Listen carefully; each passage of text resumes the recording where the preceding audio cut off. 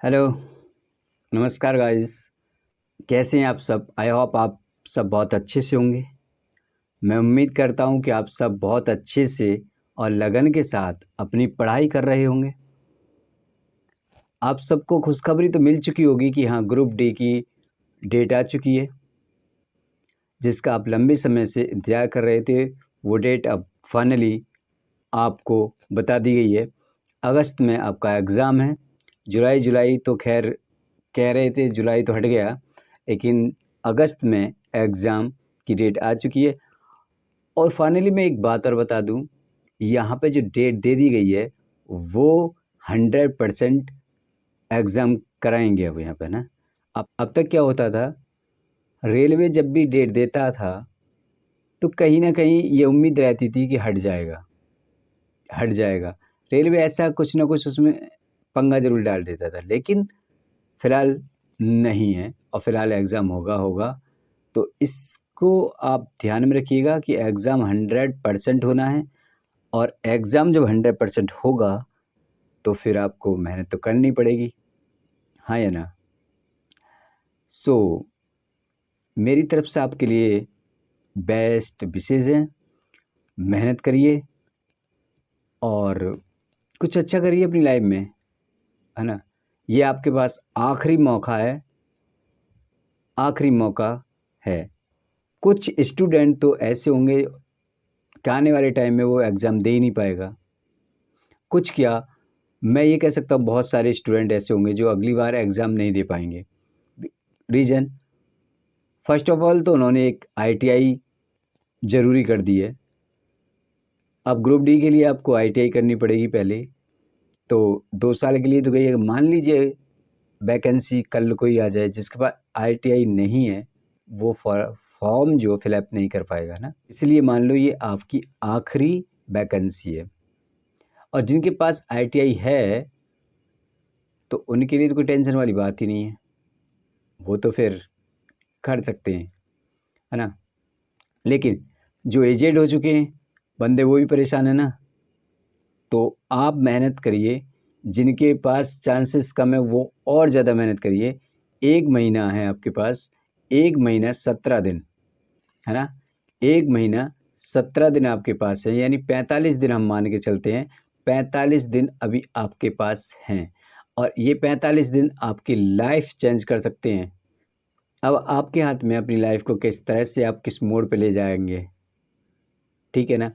तो मैं तो ऐसी उम्मीद करता हूँ कि आप बहुत अच्छे से करेंगे,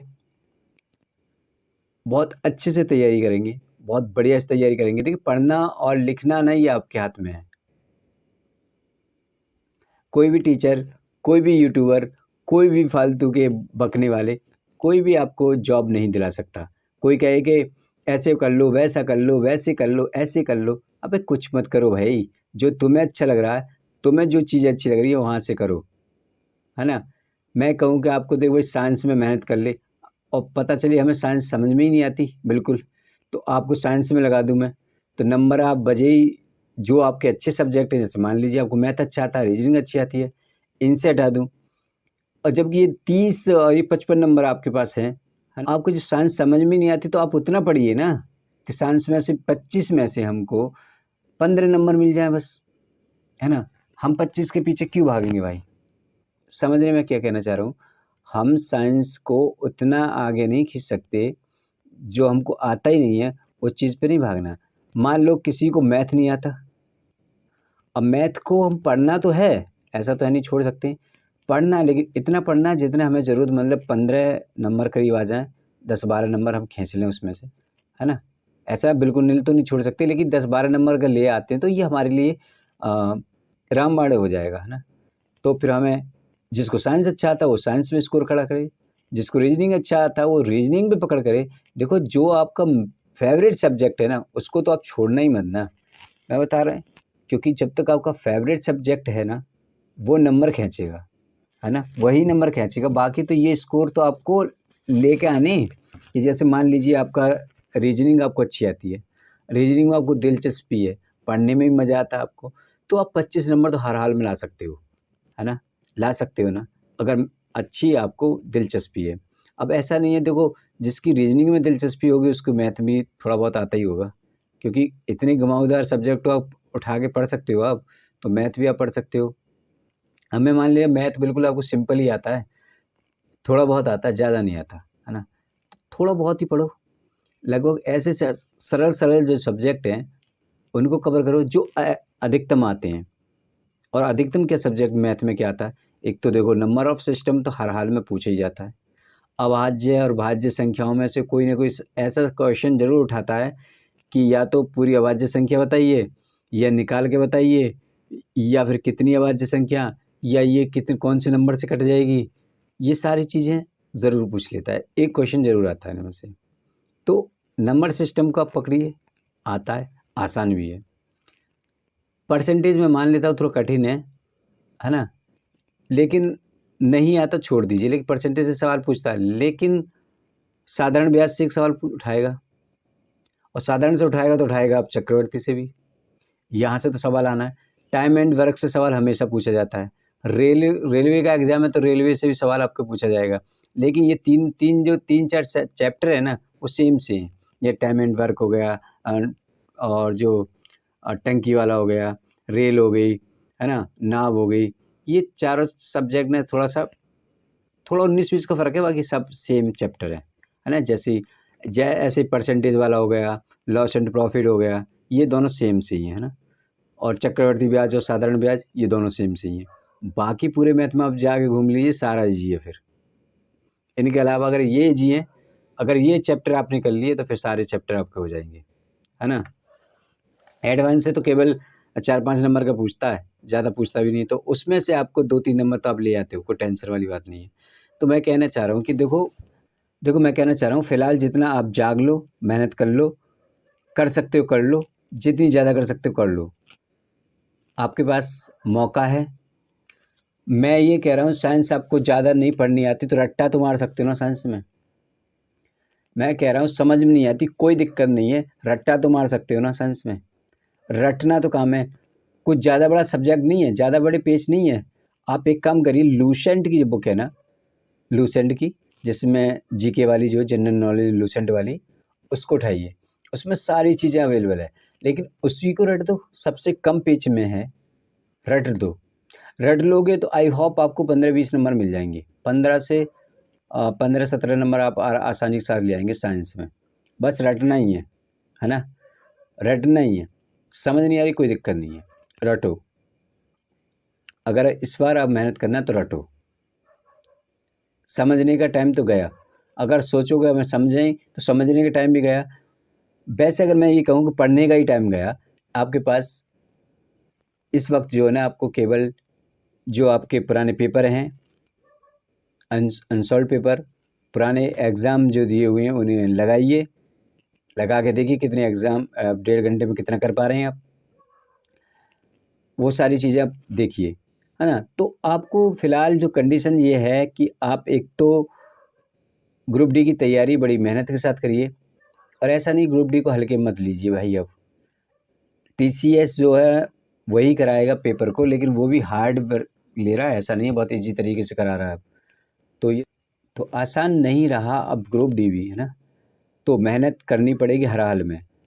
और एक काम और करिए साथ साथ में, मैं जाते जाते एक बात और बता दूं, आप ही के लिए है, और आप ही के लिए बहुत रामबाण साबित होने वाला है। देखो फ़िलहाल अगर आपको मैथ हो या रीजनिंग हो या कोई भी सब्जेक्ट हो, मैथ को अगर आप 2 घंटे दे रहे हैं तो रीजनिंग को 2 घंटे दीजिए, साइंस को भी 2 घंटे दीजिए। 6 घंटे पढ़ाई पर डे करिए, हर हाल में करिए, है ना। 6 घंटे लग जाइए, और मैं तो कह रहा हूँ पढ़ाई बढ़ा दीजिए, 6 घंटे ही क्यों करें। मैं कह रहा हूँ मैथ में सब्जेक्ट एक चैप्टर हम पूरे दिन में एक चैप्टर 2 घंटे में निकालने की कोशिश करते हैं ना, वो सवाल छोड़ दिए जो बिल्कुल हमको आते हैं, जो हमको नहीं आता, जो हमारी समझ नहीं आती, ऐसे सवाल करिए। अब वो टाइम गया कि एक एक सवाल लगाना है, ठीक है। उसके बाद 2-2 घंटे सारी चीज़ों को दीजिए, 2-2 घंटे से टाइम हटा के फिर अपने अनसॉल्व पेपर को दीजिए, है ना। इतना पढ़ाई आपको करना है भाई, 8 से 10 घंटे पढ़ाई आपको पर डे करनी है हर हाल में, है ना। ये 8 से 10 घंटे 45 बहुत होते हैं मेरे भाई, 45 दिन बहुत होते हैं, है ना। लेकिन पढ़ने वाले के लिए होते हैं, और बीसी वालों के लिए नहीं। बीसी वालों के लिए तो 1 साल भी बहुत कम हो जाती है। दुनिया को दिखाने के लिए हम पढ़ रहे हैं यार, हम पढ़ तो रहे हैं, मेहनत कर रहे हैं, दिखा के किताब लेके बैठे हुए हैं, सामने हम रात रात भर जाग रहे हैं, दुनिया हमें देख रही है। ये पढ़ाई नहीं है, ये तो आप दुनिया को दिखा रहे हो। अपने आप से पूछो ना, आप कितने पढ़ रहे हो। देखो, सबसे ज़्यादा इंसान अपने आप को जानता है, वो अपना गुरु होता है, अपना ही वो एक अच्छा व्यक्ति भी हो सकता है, और अपना ही वो क्या कहते हैं ना, बुराई करने वाला भी हो सकता है। आईने के सामने खड़े होइए, पूछिए कि क्या मैं वाक़ई में ईमानदारी के साथ काम कर रहा हूँ? यकीन मानो आपको सामने आपके आ जाएगा, खुद कहोगे नहीं, मैं ईमानदारी से काम नहीं कर रहा हूँ, तो क्या मैं जॉब ले पाऊँगा इस तरह से अगर मैं करूँगा तो? आपके खुद सवाल होंगे, खुद ही आंसर आप देते चले जाओगे, लेकिन वो अच्छा होता है। आईने पकड़िए, एक बार देखिए आईना क्या कह रहा है, आईने के सामने बैठिए, है ना? आईना कभी झूठ नहीं बोलता, आपने सुना होगा। सो मैं इतना ही कहना चाहूँगा दोस्तों कि पढ़ाई-वढ़ाई लगातार करिए। 17 तारीख आपकी डेट आ चुकी है, किसका एग्ज़ाम पहले होगा कोई नहीं कह सकते, रोल नंबर से उठाएँगे या फिर अभी अल्फ़ाबेट से उठाएँगे, ये किसी को नहीं पता। लेकिन हाँ, इतना है कन्फ़र्म हो गया कि डेट आ गई है और आपको पढ़ना है। सो आपको क्या लग रहा है, थोड़ा-सा ज्ञानवर्धक बातें हमने की हैं। आने वाले टॉपिक, आने वाले मोटिवेशन आपको कर लेना है, तो फिर आप इस वीडियो को ना, तो चैनल को सब्सक्राइब करके वीडियो को लाइक करें, शेयर करें दोस्तों के साथ में, है ना? इस वक्त ज़रूरत है लोगों को पढ़ने की, तो पढ़िए आप, ठीक है? मिलते हैं अगली वीडियो में।